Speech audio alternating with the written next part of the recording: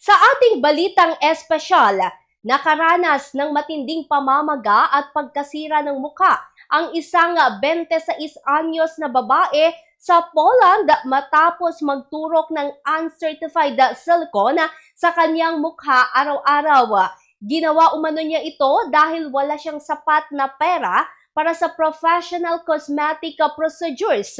Ayon sa mga doktor, delikado ang paggamit ng hindi aprobadong cosmetic products dahil maaari itong magdulot ng impeksyon at iba pang seryosong komplikasyon sa kalusugan. Kapansin-pansin din ang matinding pamamaga sa paligid ng kaniyang mga mata at muka. Pinaniniwalaan naman ng isang psychologist na maaaring dumaranas ang babae ng body dysmorphia, isang kondisyon kung saan labis na naapektuhan ng isang tao sa kanyang sariling itsura. Ako si Bombo Divine Tungkol and this is Bombo Radio Philippines, the #1 most trusted source of news and information, Basta Radio. Bombo!